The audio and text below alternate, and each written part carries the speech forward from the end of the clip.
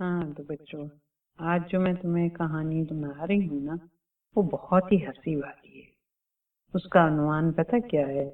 गुल्लू गुलहरी और आछू आछू।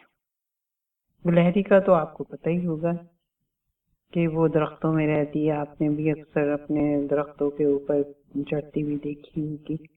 तो ये एक थी गुलहरी और एक था उसका बच्चा। बच्चे का नाम जो था वो गुल्लू था। गुल्लू था तो बड़ा शरारती, मगर वो ऐसी शरारतें नहीं करता था कि जिससे किसी को नुकसान पहुंचे। और कभी कोई ऐसी शरारत कर बैठता तो माफी जरूर मांग लेता था। गुल्लू का घर शीशम के दरख्त पर बना हुआ था। तो बच्चों, आपको पता है कि शीशम का दरख्त क्या होता है? शीशम का दरख्त वो होता है जिससे कि हमारा फर्नीचर तैयार होता है, कुर्सी मेज वगैरह। तो शीशम के दरख्त पर उसका घर बना हुआ था और इसके साथ एक नहर भी बहती थी। गांव से शहर जाने वाले बहुत से लोग इस दरख्त के नीचे आकर रुकते, नहर का ठंडा पानी पीते और आगे चले जाते।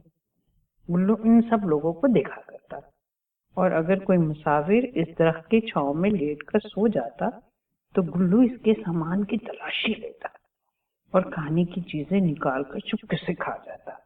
और अगर पूरी चीजें ना खा सकता तो चखता जरूर था। वो अक्सर सोचता कि ये इंसान इतनी अच्छी अच्छी और मजे की चीजें कहाँ से ले आते हैं। मुझे तो जंगल में एक भी दरख्त ऐसा नहीं मिला जिस पर गुलाब जामुन, रसगुल्ले या चॉकलेट लटक रही हो। मगर इसे क्या मालूम था कि ये नेमत तो अल्लाह मियाँ ने सिर्फ इंसानों ही को दी है कि वो घर पर मजे मजे की चीजें बनाकर खा। नहर के पुल से गुजरने वाले चंद लोग तो ऐसे थे कि गुल्लू हर रोज उनको देखा करता। इनमें से एक अम्मा मालन थी जो बाग से फूल चुनकर शहर बेचने जाती थी और फूलों की भीनी भीनी खुशबू गुल्लू को बहुत पसंद थी। और दूसरा बाबा दारा था जो शहर सब्जी बेचने जाता था और वापसी पर शीशम के दरख्त के नीचे बैठकर चंद मिनट आराम किया करता था। तीसरा अख्तर गवाला था जो दूध लेकर शहर जाता था और कभी कभार गुल्लू इनके साथ शर्तें लगाकर अख्तर की साइकिल के आगे से गुजरने का मुकाबला किया करता था। एक रोज गुल्लू अपने दोस्तों के साथ दरख्त पर पकड़न पकड़ाई खेल रहा था कि इसकी नजर शहर से आने वाले रास्ते पर पड़ी। एक आदमी साइकिल के पीछे एक बड़ा सा डब्बा रखे आ रहा था। गुल्लू और इसके साथी खेल छोड़कर इस आदमी को देखने लगे क्योंकि उन्होंने इस आदमी को पहले कभी इस रास्ते पर नहीं देखा था। वो आहिस्ता आहिस्ता साइकिल चलाता हुआ शहर से आ रहा था। ये कौन हो सकता है? गुल्लू ने सोचते हुए कहा।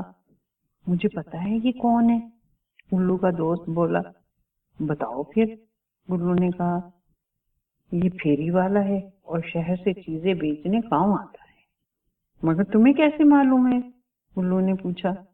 दोस्त ने कहा, मुझे पता है क्योंकि इसकी साइकिल पर जो बड़ा डब्बा रखा हुआ है ना, इसमें तरह तरह की चीजें होती हैं। कल इसके डब्बे से एक मूंगफली गिरी थी जो मैंने चखी थी, बड़ी मजेदार थी। अच्छा, इसके डब्बे में खाने की चीजें होती हैं?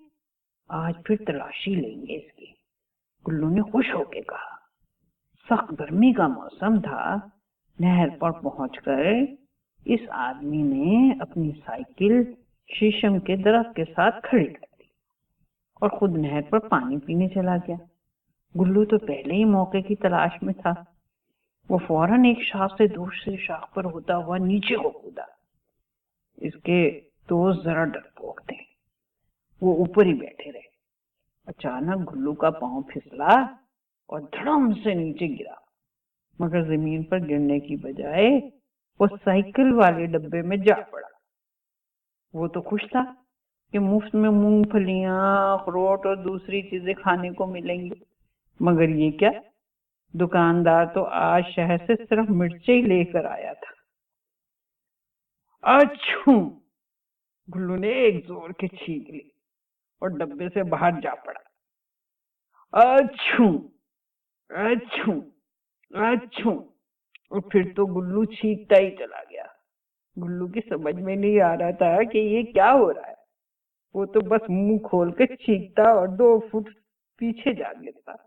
اس کا یہ حال دیکھ کر اس کے دوست جو درخت پہ بیٹھے ہوئے تھے وہ زور زور سے ہنسنے لگے، اور اتنا ہنسے کہ بے قابو ہو کر سب درخت سے گرے اور مرچے والے ڈبے میں جا پڑے گلو کی طرح۔ اب تو سڑک پر ہر طرف آچھو آچھو ہو رہی تھی، اور 7 گلہریاں سڑک پر چھینکتی پھر رہی تھی۔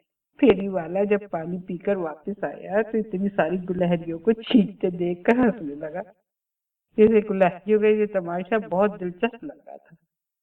ہنس ہنس کے اس کے پیٹ میں درد ہونے لگا۔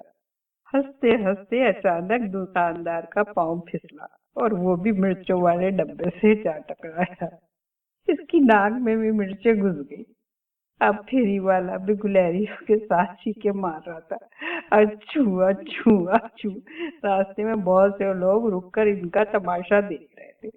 چیخوں کی آوازیں سن کر جنگل کے اور بھی بہت سے جانور درختوں سے سر نکال نکال کر ان کا تماشا دیکھ رہے تھے اور ہنس رہے تھے۔ یوں لگ رہا تھا جیسے سڑک پر چیخوں کا مقابلہ ہو رہا ہو۔